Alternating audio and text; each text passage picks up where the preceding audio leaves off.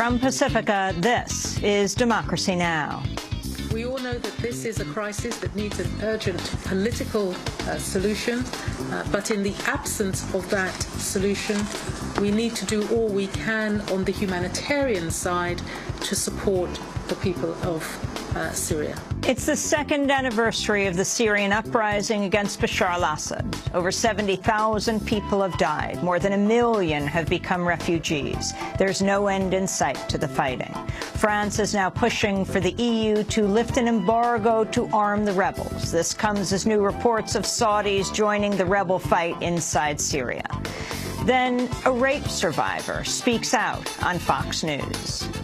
I don't want men to be telling me what to wear, how to act, not to drink. And I don't, honestly, want you to tell me that I needed a gun in order to prevent my rape. And in my case, don't tell me if I had only had a gun, I wouldn't have been raped. Because that's still putting it on me to prevent the rape. After her appearance on Fox, Zerlina Maxwell received a torrent of racially fueled death and rape threats. She'll join us in our studio. All that and more coming up. Welcome to Democracy Now!, democracynow.org, The War and Peace Report. I'm Amy Goodman. A decade of war in Iraq has killed roughly 134,000 Iraqi civilians and potentially contributed to the deaths of many hundreds of thousands more. This according to researchers at Brown University. Their report was released ahead of the 10th anniversary of the U.S. invasion of Iraq, March 19, 2003. It says the Iraq War has cost the U.S. more than $2 trillion. Including $500 billion in benefits owed to veterans. The report says the war has devastated rather than helped Iraq, spurring militant violence, setting back women's rights, and hurting the healthcare system there. Most of the more than $200 billion supposedly set aside for reconstruction in Iraq was actually used for security or lost amid rampant fraud and waste. Some previous reports have put the death toll in Iraq significantly higher. A 2006 report published in The Lancet by researchers at Johns Hopkins University found 655,000 people had died in the first 40 months of the war, both from violence and indirect causes related to the devastated infrastructure. In the latest violence in Iraq, a wave of coordinated attacks killed at least 25 people and wounded scores of others in the capital of Baghdad. A series of car bombings tore through the city in broad daylight near the heavily guarded Green Zone, which houses several foreign embassies. A suicide bomber detonated another blast inside an Iraqi government building, which was also attacked by gunmen who clashed with security forces. The head of a United Nations team probing U.S. drone attacks say the strikes are violating Pakistani sovereignty. UN Special Rapporteur on Human Rights and Counterterrorism Ben Emerson says the Pakistani government has not consented to the strikes. He said Pakistani officials told him at least 400 civilians have been confirmed killed by U.S. drones. A new U.S. Senate report accuses J.P. Morgan Chase of misleading the public, manipulating documents, and ignoring warnings from within its own ranks as it accumulated losses of more than $6 billion. Michigan Senator Carl Levin, who heads the Senate Subcommittee on Investigations, called the bank's trading strategy a, quote, runaway train that barreled through every risk warning, unquote. The report faults CEO Jamie Dimon, saying he withheld information from federal regulators. In fact, the reports say bank executives bullied and derided regulators, calling them stupid. Former and current bank executives are expected to testify before the subcommittee today, but Jamie Dimon will not be among them. Syrians are marking the second anniversary of the uprising against President Bashar al-Assad. Since nationwide protests began March 15, 2011, roughly 70,000 people have perished as the conflict between the Assad regime and rebels has engulfed the nation. On Thursday, the United Nations reported the number of registered refugees fleeing the conflict jumped 10% in the past week alone.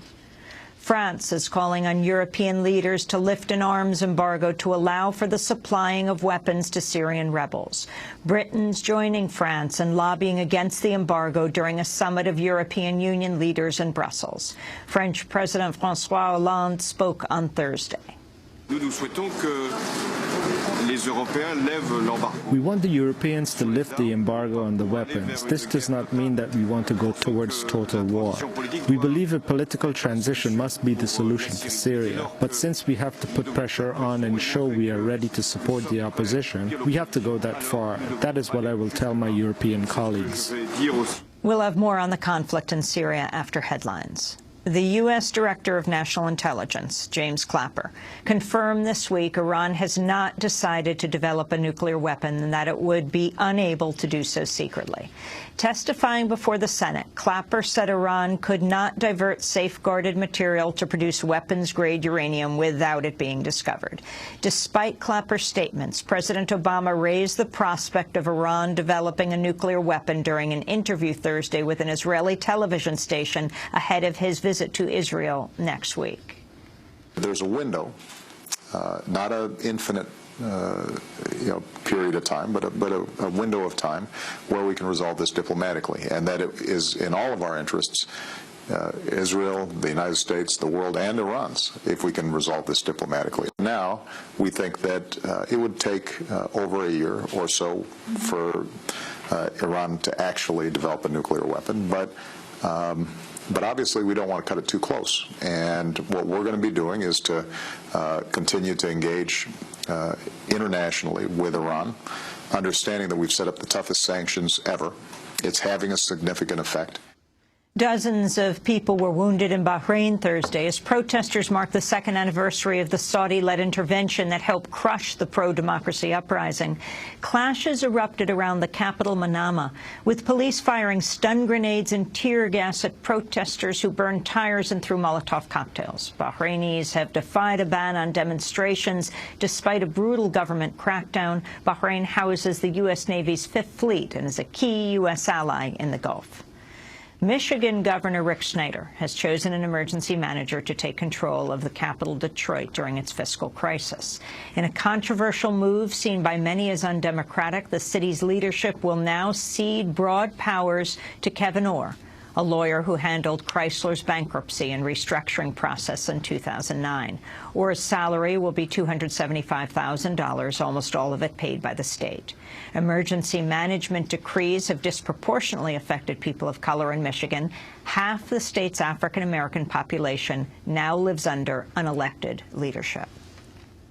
The Senate Judiciary Committee has advanced an assault weapons ban to the Senate floor, where it'll likely die due to Republican opposition. The bill would ban magazines of more than 10 rounds and stop the manufacture of 157 specific gun models.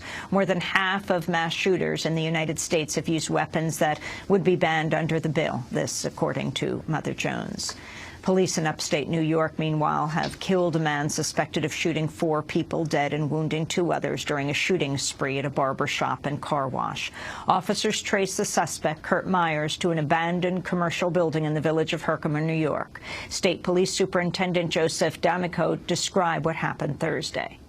This morning, joint teams from the FBI and the New York State Police tactical teams, shortly before 8 a.m., entered the location with canines as part of the team, and somewhere on the first floor of the location, the gunman began to shoot at the tactical team, struck one of the canines, and fire was returned and exchanged with the gunman from one of the tactical teams. And at that time, the male, Kurt Myers, was shot and killed inside the location. Most gun show operators in New York State have agreed to adopt new procedures to ensure gun buyers actually undergo background checks.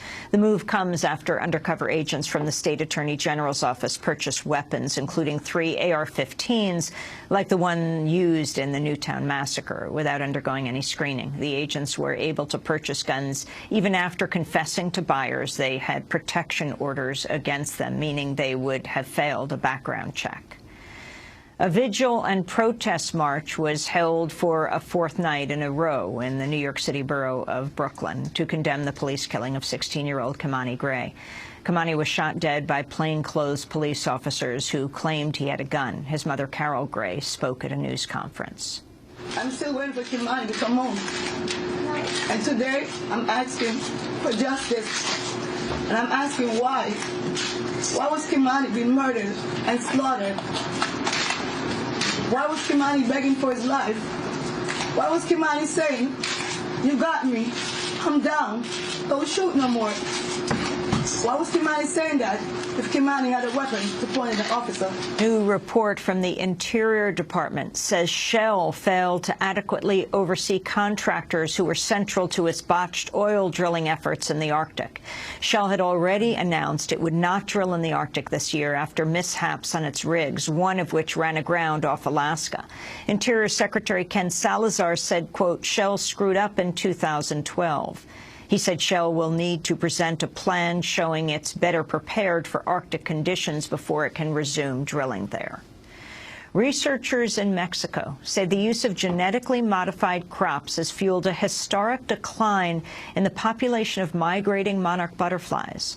While monarchs once occupied 50 acres of Mexican forest, this winter they occupied less than 3. That's in part because herbicide-tolerant crops have allowed U.S. farmers to decimate the monarch's food supply of milkweed. Researchers said drought and record-shattering heat last spring also played a key role in the decline. The Obama administration is reportedly drafting plans to let U.S. spy agencies monitor the financial data of Americans and others who bank in the United States. According to Reuters, the measure would expand access to the Treasury Department's Financial Crimes Enforcement Network from just the Federal Bureau of Investigation to also include the Central Intelligence Agency and the National Security Agency. And Ohio Republican Senator Rob Portman has come out in support of same-sex marriage after his son told him he was gay.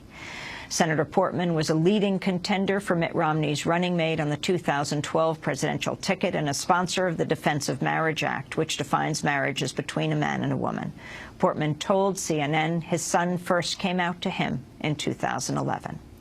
I'm announcing today a change of heart on an issue that a lot of people feel strongly about. It has to do with gay couples' opportunity to marry. And during my career in the House and also the last couple of years here in the Senate, I've taken a position against gay marriage, rooted in part in my faith and my faith tradition. And I had a very personal experience, which is my son came to Jane, my wife and I, told us that he was gay and that it was not a choice, and that, that's just part of who he is, and he'd been that way ever since he could remember. That was Ohio Republican Senator Rob Portman.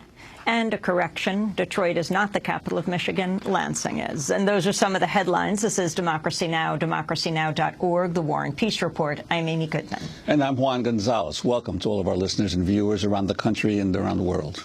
Thanks so much for watching this report from Democracy Now!, your daily independent global news hour. We don't accept advertising or corporate funding, but rather rely on donations from viewers like you. Please make your contribution by visiting democracynow.org. We need your support today to keep bringing you this hard-hitting, in-depth reporting.